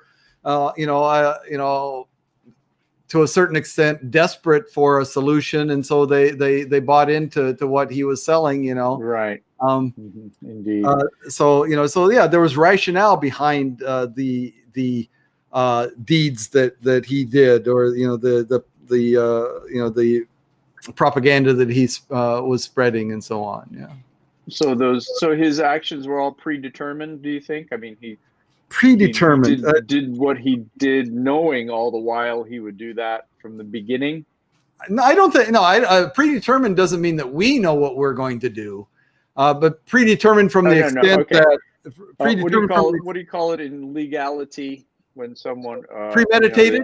Premeditated, right? That's what I mean. Premeditated. Was it all premeditated? Not necessarily. I don't think so. I think that he was good at reading his audience, right? And so, he put forth, an idea, and that, the idea was, okay, this group of people are causing problems. We need to deal with them. And, and no matter how much he ratcheted up the severity of the treatment of that particular group, people were supporting that behavior.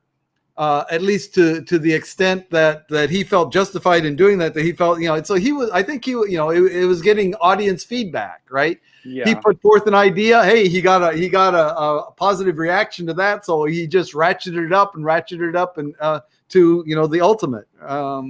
So would you say that he was instrumental in changing people's beliefs through him putting it out there? I think that he was a type of a catalyst, right? I think that there were some feelings there, the frustrations and the feelings, the dissatisfaction with the way things were kind of a boil coming to a head, right? Or something. I don't know, but he was a catalyst, and allowed them to focus these negative feelings at a particular minority group, right? And so that minority group, suffered the great consequences of that. So you wouldn't call that evil? No, for me that would be evil. Yes. Well, I mean, if you're gonna put, I guess if you're gonna put a label on it, but I mean, again, how evil? I mean, I don't know. I just don't know. I don't know what evil means. I mean, it's the definition for you, Yeah, I guess for me, the definition of evil is things that I really dislike and disagree with is evil. Right?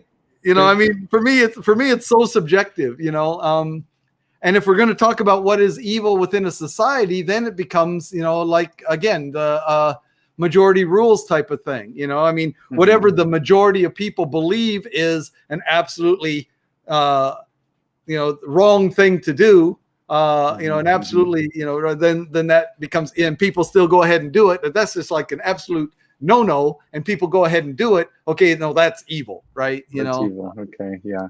But the person that's carrying out that act, I don't think they view themselves as doing evil, right? Well, there are a lot of serial killers, right? Who have that very belief, right? They're not evil in their own mind, right? In their own eyes. So yeah.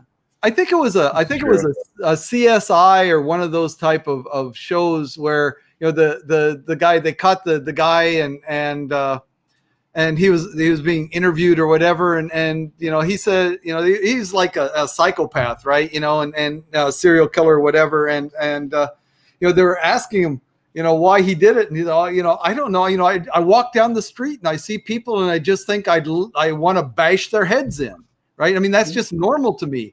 I don't understand why everybody doesn't feel this way, right? Yeah. It's not like he's thinking, oh, I want to do some evil deed.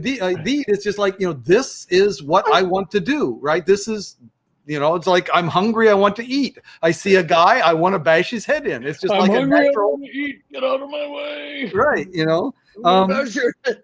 right, that, so, and that, that is kind of stuck with me. It's like, they don't see themselves. I mean, in any, a war or any kind of conflict, people really don't see themselves as the bad guy, right? I mean, you have an argument with your wife, and you generally don't feel that you're the bad guy, either one of you on either side of the issue. It's not it's like, hey, my thoughts are pretty clear on this. I think you should have done this, and your thoughts are pretty clear, and you thought just the opposite, right? So who's the bad guy? There is no such thing.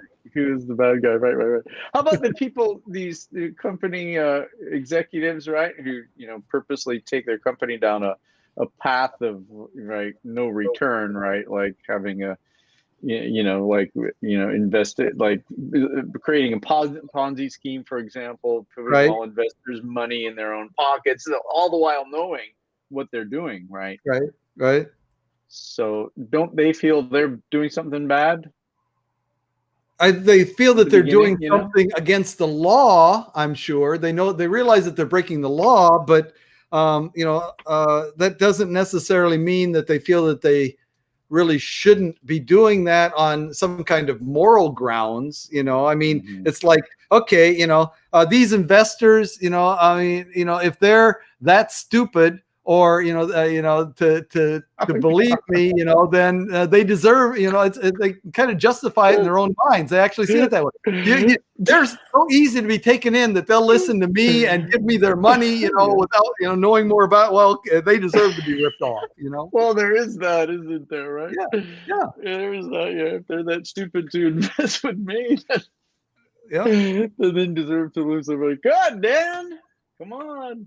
People just want, people just want to, they want to make money. They want to be happy and have, good That's right. lives, and That's right. with, I want so money. These people are too stupid to hang on to their own money, so I might as well take it from them, right?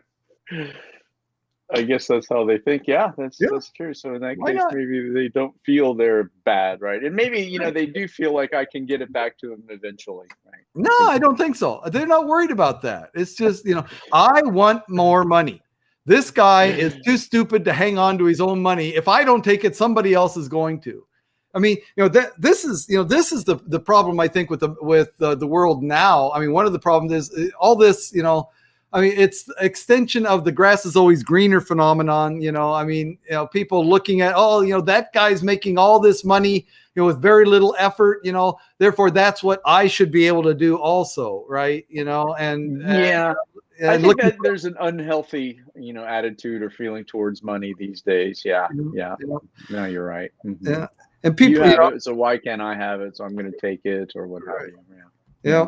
yeah, Mhm. yeah, Which is unhealthy. Yeah. yeah, very, very unhealthy. Me, I just all I want is enough to to live a comfortable Absolutely. life, Definitely. and Sure. but for a lot of people, the top 1% of the top 1% of the top 1%, those people, it all becomes just numbers to them. Oh, how high on the list of the all-time richest people can I get? It becomes a numbers game. Mm-hmm. It's they might as well be playing some video game. That's the realities of the hardships that they are causing to other people in the world mean as much to them as when your character your character blows up somebody else in a video game. I mean, it really doesn't affect them. I don't think they don't see it that way. It's like, I'm real. Just, I don't know yeah. if those guys are real or not. Screw them. Mm-hmm. Mm-hmm. Yeah. I think there you go. There's something to. Yeah. Is that evil? Right. I mean, again, Yeah. we come back to my man, Descartes. I think, therefore I am. The only thing that I don't question in this world is that I exist. I am I a exist. consciousness That's it. that on some Right. level exists, right? That's the only thing I Uh-huh. know. And so right now, I Mm-hmm. want more money, right? And I don't know anything else, so all right. Yeah. So, what the heck? Why not? It's right. Yeah. Yeah. Indeed. Gotcha. Right. It's almost like Pavlov's dogs, right? Yeah, absolutely. Yeah. Money, I'm going. Right. Yeah. Whatever it takes. Yeah. Exactly. Should we go on to the third question? Okay. Here we go. Good. Do all people have equal value regardless of their actions, or is a person's value based on their actions? Okay. Yeah. Yep. I think we have to define what value means here first. Okay. And Good to idea. whom, right? To whom, Right. right? Mm-hmm. To whom is that value important, right? Mm-hmm. To me, I guess this value means important to me, right? Okay. So in other words, what am I going to give or offer in order to get that person to give me something or show up in me, Mm. kind of. right? Okay. So again, it relates back to the individual, I think, right? Yep. Yep. I think what we all strive for is doing something to have it show up back in us or to get something ourselves.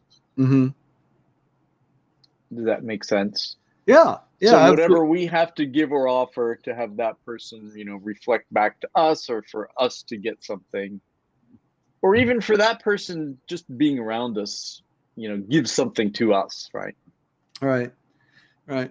Okay. Yeah. All right. So my take on this is, okay, one answer I could give is that no, I'm the only person that has any value because I don't even know if the rest of the people in the world exist.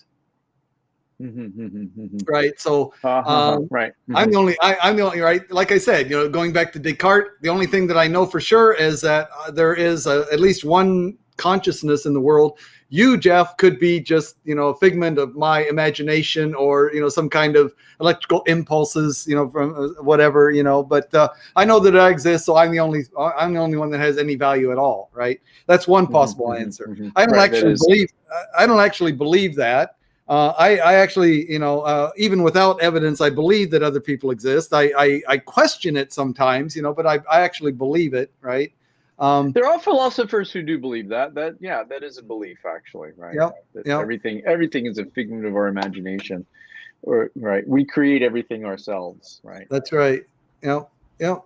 But so if I make the assumption that there are other people, other consciousnesses, whatever. I think it's consciousnesses, yeah. Yeah, in the world, right? That other people actually do exist. That they're all not just these images or sparks in my mind going off here and so on. Then then people. Again, the couple of answers. One is what you referred to is a person's value is only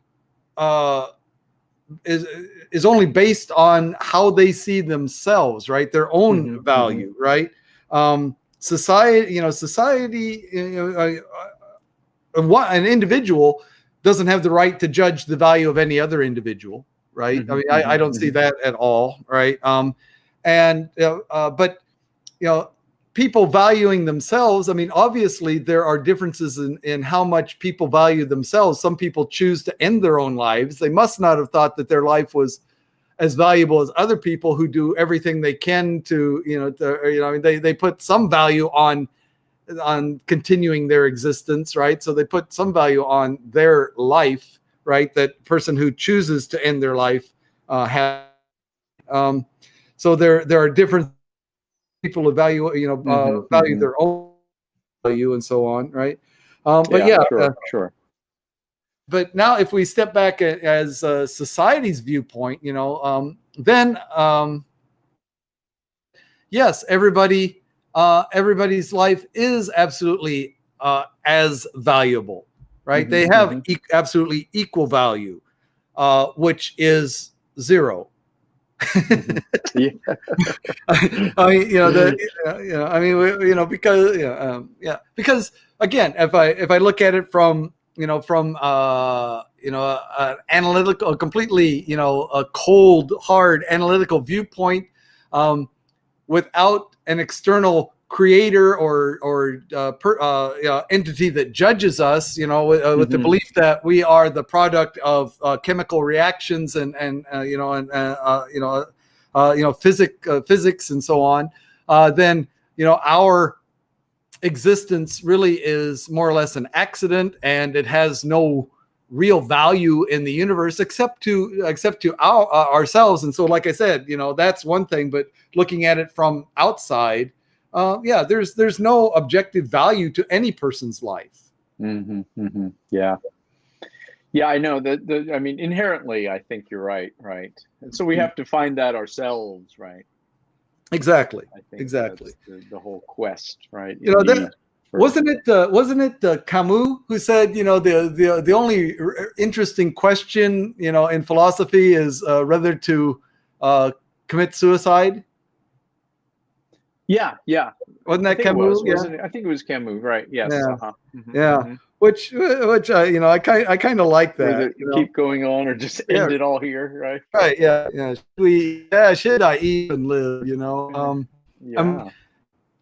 I mean, for me, it's not really my. I mean, because again, at this point, because I'm relatively healthy, I'm living a relatively comfortable life. To me, it's a no brainer. I don't think about it. I wish to continue on, right? But I can imagine, and I think we talked about this before. I mean, I haven't because they're so unusual in Japan. But I'm thinking I should write a living will, a DNR. I do not want to be resuscitated. I do not want to be, any heroic actions, Yeah. putting me on Right. on life support and so on. Both of my parents were like that too. My dad was like that, and my mom has a living will with that in it. Yeah, sure. Have you? Yes, yeah, I have Oh, one. I don't have a DNR because my wife won't let me. So yeah, whatever she wants to do, then I tried to have that, and I also tried to have my organs donated, uh huh. which I did have on my driver's license in America, right? Right. Or donate my organs, but she doesn't want that to happen either. So, but Yeah. you can do that in Japan now, yeah. But Yeah. so yeah, so I do have, yeah, I have a will, but not DNR. So you well, here in Japan, Right. it's on file. Yeah. Right? Yeah. Yes. I've always thought that I should have ever gotten around to it. I think So it's just in case, right? Just in yeah, case. I yeah, mean, it's good just so things are covered, right? yeah, Right. yeah. I mean, And yeah. my wife is aware of my desires, and again, maybe it helps that she's also not Japanese, so she doesn't have some of the hangups that the Japanese do. So I mean, Yeah. I know that she supports my decisions about that and so on. So there's not going to be any Mhm. conflict there. Um, That's good. Yeah. Yeah. yeah, Yeah, you could do it. I mean, you can I mean, you don't even really have to file it. Just keep it, right, right, just so you um, have it, right. basically. So Yeah, someone knows where it is. I think that's the but it most needs to be important thing. notarized, Yeah. right? It needs to be Well, yeah, notarized, eventually it does. That's right. right? Yeah, That's right. So yeah, I think it's just important to have. Yeah. yep, yeah, Good. uh, Yeah. Awesome. Awesome questions today, Dan. yeah. It was fun. Maybe it's a good time to finish up I think because I so. got to get ready to go to my next class, and it's in the classroom. We're face to face. Yeah. Oh my Back goodness. to in-person classes, yeah, this week. Yeah, so it's good. It's good. It's great to have people in the classroom. It really is, right? I Yeah, like that energy. I love the physical energy. Yeah. yeah. I'm It's a lot I'm really different than being debating. online. I've done I put up a form on my team's my class team and asked them if they wanted to come back to the classroom or not Hmm. because we're not doing any speaking at all. I mean it's all one class is reading and writing and the other one is research writing, and so Hmm. it's all really individual. I mean if we were in the classroom, there wouldn't be a lot more interaction with me than there is online. In fact, I kind of like being online because I know that their attention, or I feel more strongly that their attention is focused on what I'm saying because it's there, in their hand. They kind of can't get away from it. So Hmm. Sure, sure. No, yeah, reading and writing, I think, those are okay online, definitely. right, right, Definitely, right. Yeah. yeah, And it makes sense that, especially if you're using a writing-based platform such as Manaba uh or huh, what have you. Yeah, you can do that online. Fine, yeah, no problem, right? yeah, Yeah, it just so happens my classes today, anyway, are more speaking and listening oriented. Yeah, mm-hmm. which is a challenge because students can't get so close, right? They do have plexiglass partitions up, which is good. So it's not like it was before the pandemic.